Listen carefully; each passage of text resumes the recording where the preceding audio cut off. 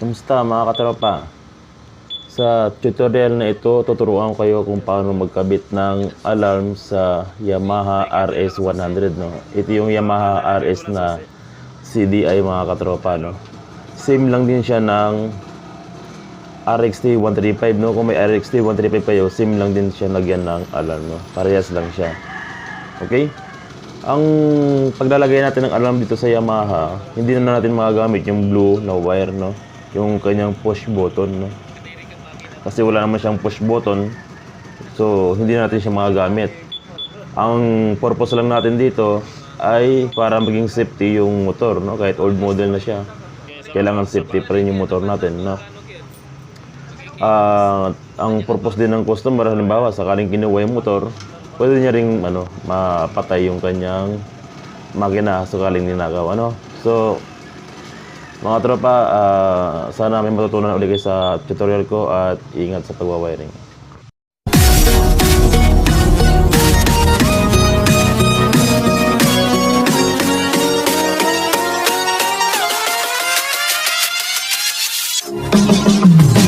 Mga katropa, huwag niyong kalimutang suportahan ang aking channel. Huwag niyong kalimutang mag-subscribe upang makatanggap kayo ng tip tungkol sa pagwawiring.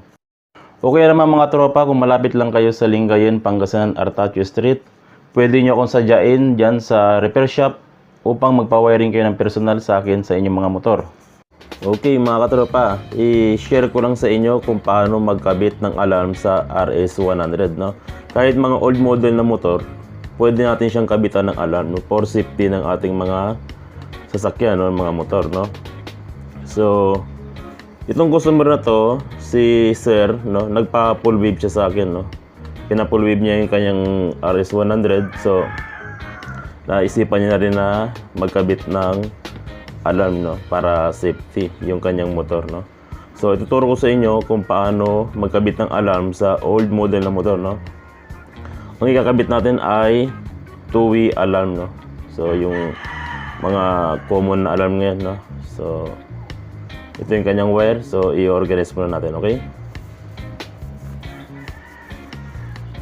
Okay mga katropa, ito na yung wire na in-organize natin, no?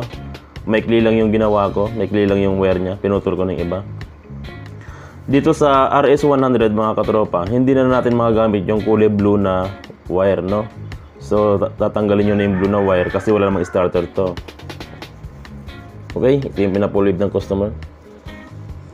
Tapos hahanapin nyo yung bandang dito, mga katropa, yung harness niya, no? Andyan na lahat ng kanyang mga kulay, okay? So, tanggalin mo natin itong tape na to. Pag maglalagay kayo ng alarm, mga katropa, hanapin nyo yung pinaka gitna na ng harness, no? Para malinis siya, doon na lang kayo maglalagay ng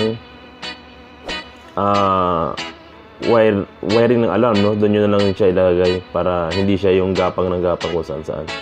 So sa RS, dito tayo maglalagay, no? Ito na yung mga kanyang mga kulay. Medyo may kalumaan na mga katropa kasi original wire pa niya, pero sana makita nyo pa sa video yung kanyang kulay, ano? Medyo nagkukupas na yung kanyang kulay, eh. So unahin na natin itong dalawang dilaw, no? Itong dalawang dilaw ay sa flasher, no? Sa signal light. Okay? So, itong isang dilaw, no, yung unang dilaw, hanapin natin yung kanyang, no, medyo kupas na, eh. Okay. Kung nakikita nyo mga katropa, no, medyo ano na siya, pero ang kulay nito talaga, ang original ay dark green, ano. So, kung sa video, sana makita nyo dark green ang kulay niya mga katropa kasi medyo kupas na, no. So, yung unang dilaw ng ating alarm, ilalagay natin siya sa dark green wire ng motor, ano, ng Yamaha, ano, yung unang dilaw. So, ayan yung signal light ng kanan, no? Signal light ng kanan. Okay? So, yung unang dilaw dyan sa dark green ng wire, no? Susunod natin kulay dilaw mga katropa, kulay dilaw ng alarm, yung last na yellow wire ng alarm. Ilagay natin siya sa dark brown, ano? Dalawang brown dito mga katropa, isang dark, isang light, no? Yung light ay yung positive, yung dark ay yung signal light naman sa kaliwa, no? So, yung huling dilaw natin, ilalagay natin sa dark brown ng motor, no? Sa wire ng motor, no? Sa dark brown.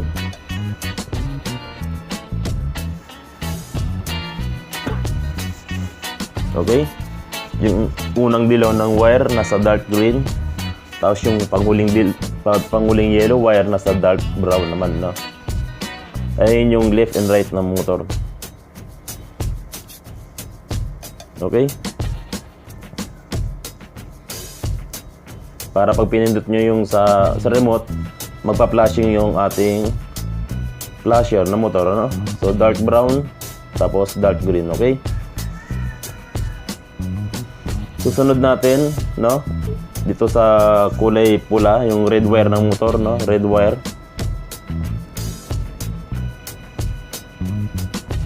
Okay, i-slice muna natin. Okay?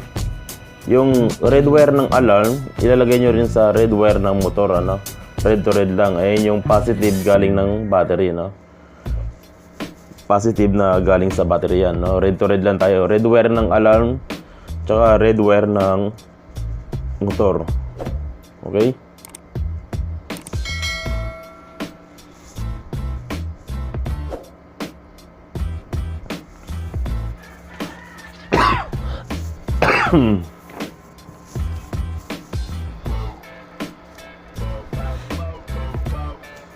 Next natin mga katropa ay itong ating orange wire ng alarm, no?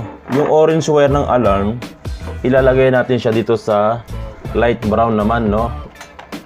Light brown ng motor. Kung mapapansin nyo, ang sabi ko sa inyo, dalawa ang brown ng Yamaha.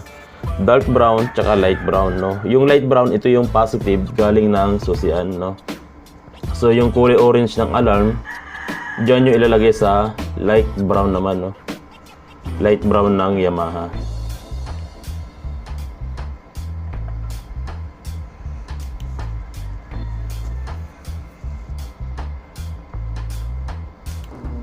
Okay, dyan na mga tropa, kulay orange ng alarm sa light brown ng wire, ano?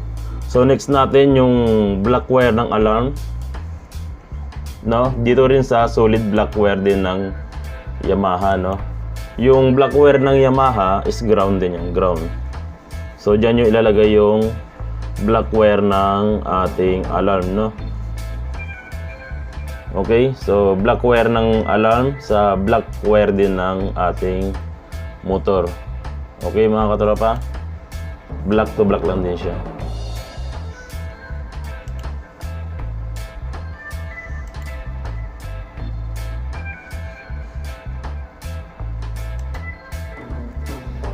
Ang susunod natin mga katropa ay itong pink tsaka gray, no? Ito yung kill switch natin, ano? Hanapin nyo yung wire na black na mayroong lining na white, no? Itong dalawa, putulin nyo siya, no?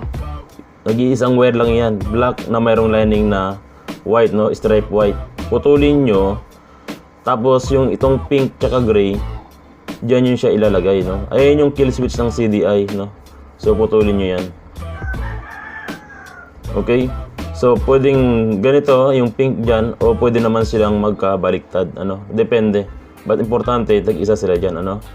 So, yung black wire ng alarm, yung black wire na mayroong stripe na white, putulin nyo, tapos ilagay nyo dun yung pink tsaka gray ng ating alarm, ano? Para kung sakaling ninakaw yung motor nyo, o nakuha yung susi, pinatakbo, pwede nyo siyang mapatay sa remote, ano? Pwede nyo siyang ma-disable yung motor, patay yung makina niya, ma-shutdown yung makina niya.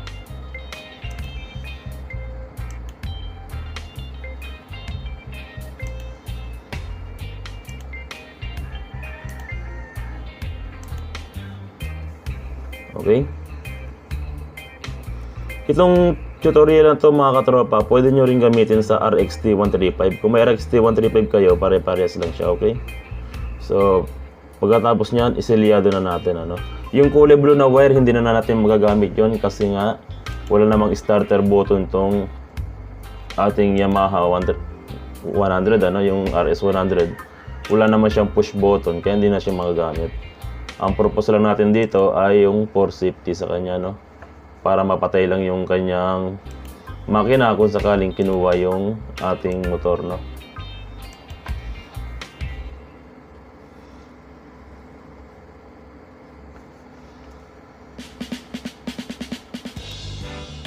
Okay, importante mga katropa na iselyado natin ang ating gawa, ang wiring, pagkatapos nating i-wiring, ano? So ito na yon yung ating finish na pagwa-wiring, ano? Ito na yon. Tapos ang ating alarm mga katropa, yung ballast, no? Dito natin siya ilagay, iipit natin siya diyan, tapos i-strap lang natin, no? Kasi medyo yung espasyo ng RS wala, pero meron kong paglalagyan dito, no? Iipit niyo siya diyan, naka-clamp siya diyan, no? Nakakalang lang siya diyan. Okay? So ganyan, iipit niyo tapos itatali lang natin 'yan, okay? So ganyan ang style, no? So subukan natin, try natin. Okay? So una, pipindutin natin. Pag i-start niyo, dalawang pindot, tapos tatadyakan na lang, okay? So tingnan niyo na lang yung video natin, okay? Makapanda lang kahit walang susi. Yan o.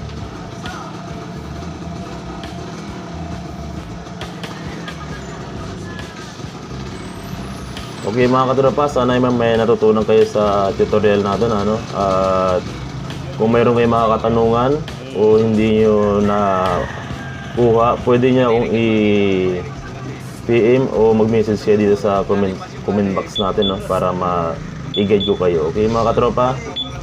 At sana marami kayong natutunan sa aking tutorial at ingat sa pagwawiring mga katropa. God bless, okay?